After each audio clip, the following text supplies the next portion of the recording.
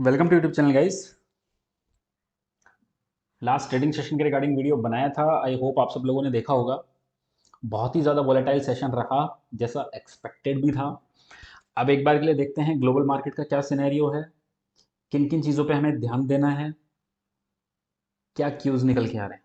Okay, तो सबसे पहले आते हैं। देखिए, जो ग्लोबल मार्केट में वॉलेटिलिटी चल रही है उसका क्या रीज़न है। ओके, पहला जो बहुत ही रूमर चल रहा है कि तालिबान से रिलेटेड है, तो उसको एकदम आप उसको डिनाई कर दीजिए। ऐसा कोई रीज़न नहीं है कि तालिबान की वजह से अफगानिस्तान ये जो इशू चल रहा है इसकी वजह से कोई भी क्राइसिस है। ओके, सेकंड हम जिस चीज़ पे आते हैं, जो बहुत ज़्यादा बात हो रही है फेड टैपरिंग की, जिसके लिए हम भी कह रहे थे कि टैपरिंग की वजह से ही ये इशू है। तो अब यहाँ पे दो रीज़न निकल के आ रहे हैं। देखिए आप, एक तो फेड टैपरिंग का है और एक चाइना का इशू है। ओके, सो सबसे पहले वाले फेड को लेते हैं कि फेड का क्या इशू है। देखिए, फेड का जैसे हम पहले भी बहुत बार देख चुके हैं और पिछले if I am not wrong तो एक डेढ़ महीने से हम हमारे वीडियोस में बता रहे हैं कि अलग अलग स्टेट के यूएस के जो हेड्स हैं वो कॉन्टिन्यूसली इस बात पे एम्फोसाइज कर रहे हैं कि आप लोगों को अब जो लिक्विडिटी एक्स्ट्रा है सिस्टम में उसको निकालना चाहिए। ओके, और अब जो फेड के मिनट्स आए इस वीक पे जो आए, उसमें क्लियरली इंडिकेशन मिला कि ये जो एक्सपेक्टेड था कि कम से कम 1.5 साल बाद में होगा, वो शायद इसी ईयर एंड में या फिर first quarter of next year start हो जाएगा। तो ज़्यादा नहीं, 6-8 महीने बचे। तो मार्केट को एक पैनिक लगा, मार्केट ने रिएक्शन दिया। अब देखिए, इसमें दो सिनेरियो होते हैं। आप एक चीज समझिए कि टैपरिंग की वजह से क्या मार्केट गिरेगा? बिल्कुल गिर सकता है, इसमें कोई इफ एंड बट नहीं है। ओके, हिस्टोरिकली गिरा है। ओके, लेकिन हमेशा मार्केट का ये तरीका होता है। आप ये समझिए कि अगर सेम इवेंट्स कॉन्टिन्यूसली रिपीट होते हैं तो मार्केट उतना वेटेज नहीं देता है जितना उसने प्रीवियस टाइम पे दिखाया। एग्जाम्पल के लिए आपके पास बेस्ट एग्जाम्पल है कोविड। फर्स्ट वेव बहुत ब्रूटल नहीं थी, मार्केट बहुत ज़्यादा गिरा पैनिक में। सेकंड वेव बहुत गंदी आई, बहुत ब्रूटल आई। हमारे इंडिया का ही केस देख लेते हैं हम, मार्केट ने बिल्कुल रिएक्ट नहीं किया। ओके, वही 200-400 पॉइंट के रेंज में मार्केट घूमता रहा। फेड टैपरिंग 2013-14 की जो थी, 13 की जो थी, आप ये समझिए मार्केट बहुत ज़्यादा गिरा उस टाइम पे। इस बार मार्केट पहले से उस चीज़ के लिए अपने आप को प्रिपेयर करके चल रहा है कि फेड तो टैपर करेगा। ओके, और लिक्विडिटी भी एक्स्ट्रा सिस्टम से निकलेगी। तो क्या मार्केट उतना ही गिरेगा जितना पिछली बार गिरा, 10-15-20%? आई डोंट थिंक सो कि ऐसा होगा। 2-4-5% का करेक्शन होगा, मुझे नहीं लगता उससे ज़्यादा का करेक्शन होगा। देखिए, बहुत अपोजिट जाके लास्ट ट्रेडिंग सेशन पे भी हमने बोला था कि जो मार्केट गैप डाउन ओपन होगा, अगर 200, 250, 300 पॉइंट होगा तो बाइंग अपॉर्चुनिटी होगी। आपके सामने निफ्टी है 118 पॉइंट माइनस बंद हुआ है, नीचे से काफ़ी अच्छा रिकवर हुआ। ओके, काफ़ी अच्छा नीचे से रिकवर हुआ। और मुझे लगता है कि ये जो एक्सपायरी है, ये आई एम नॉट सरप्राइज कि अगर ये 16,500 से 600 के बीच ही हो जाए तो थोड़ा सा अभी इट्स अर्ली टू से, क्योंकि इस वॉलेटाइल मार्केट में 4 ट्रेडिंग सेशन हमें निकालने हैं। ओके, लेकिन क्या फेड की वजह से उतना गिरेगा? मुझे नहीं लगता कि बहुत ज़्यादा गिरना चाहिए। हाँ, लेकिन आपको अपनी पोजीशंस बहुत ही ज़्यादा मैनेज रखनी है और हेजिंग के थ्रू रखनी है। अब जो तीसरे रीजन पे आते हैं, फेड हो गया आपका, अफगानिस्तान हो गया। तीसरा रीजन जो एक्चुअल में रीजन हो सकता है अपने एशियन कंट्रीज के लिए ज़्यादा, ये देखिए आप क्या इशू हो रहा है। हैंगसेंग का मार्केट मैंने खोला है।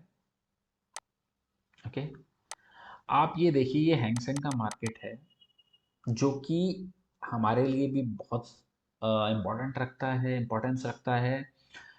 और आप ये देखिए, ये ऑफिशियली ऑफिशियली बियर मार्केट में आ गया है। बियर मार्केट की एक डेफिनेशन होती है कि अगर आप अपने टॉप से 20% का करेक्शन दिखा रहे हैं तो आप ऑफिशियली एक बियर मार्केट की टेरिटरी में एंटर कर चुके हैं। अब आप हैंगसेंग को देखिए, ये अपने पीक से 20.3334 का पॉइंट का करेक्शन दिखा चुका है लास्ट ट्रेडिंग सेशन की क्लोजिंग के अकॉर्डिंगली। जो प्रीवियस इसका ये देखिए पीक, सॉरी, जो स्विंग लो था, वहां से पीक बना के फिर से नीचे आ चुका है। ये एक इशू है क्यों इशू है? देखिए, समझिए हम सब जिस एनवायरनमेंट में रहते हैं ग्लोबली, तो हर कंट्री एक दूसरे से कनेक्टेड है। मैं लेकिन ये कहूँगा कि हैंगसेंग का गिरना, जो वहाँ की आईटीज़ कंपनी पे इशू आ रहा है, वो हमारी आईटीज़ कंपनी के लिए बहुत बेनिफिशियल है। बहुत ज़्यादा इन्वेस्टमेंट हमारी आईटी कंपनीज में आएगा। लेकिन ये पैनिक का सिनेरियो क्रिएट कर रहा है चाइना और हैंगसेंग का मार्केट। सो ये इसको भूलना नहीं है, जो मेटल्स में गिरावट आ रही है ना, वो चाइना की वजह से ज़्यादा है। उसका फेड टेपरिंग से बहुत ज़्यादा रिलेशन नहीं है, क्योंकि आप ये मान के चलिए कि जो मेटल्स हैं वो कंप्लीटली चाइना ड्रिवन होते हैं। आज की डेट में जो मेटल्स हैं वो कंप्लीटली चाइना ड्रिवन है। ओके, क्योंकि चाइना ही सबसे बड़ा कंजम्पशन मार्केट है मेटल्स के लिए। तो एक बार के लिए देखना पड़ेगा कि क्या सिनेरियो और क्या न्यूज़ निकल के आते हैं इन फ्यूचर यहाँ से। मीनवाइल बहुत ज़्यादा पोजीशंस नहीं रखनी है आपको।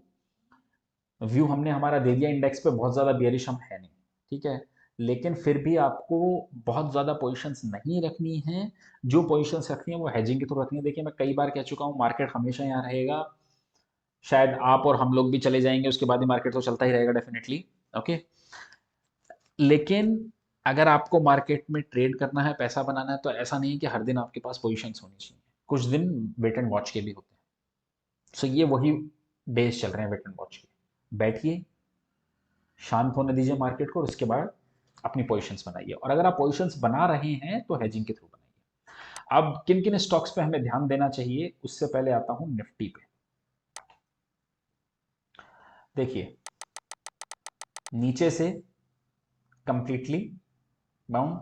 अब लगता है गैप फिल करने की कोशिश हो सकती है निफ्टी की कल के ट्रेडिंग सेशन में, लेकिन देखना यह होगा कि उस गैप को सस्टेन कर पाता है या नहीं कर पाता है हमारा मार्केट। ये थोड़ा क्रूशियल रहेगा। जैसी क्लोजिंग हुई है ना निफ्टी की, मैं इसे वीक भी नहीं मानूंगा।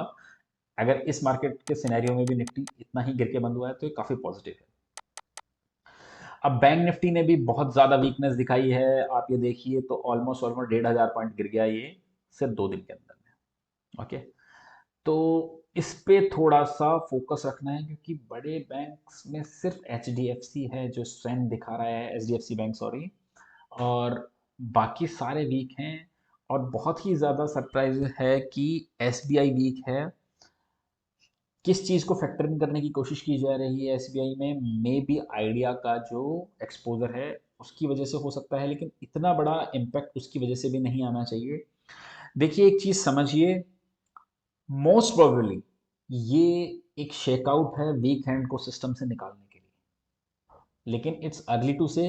मुझे लगता है ये एक बहुत ही अच्छा शेकआउट है, और वीक हैंड डेफिनेटली इस बार सिस्टम से निकलेंगे जिस तरीके का पैनिक है मार्केट में।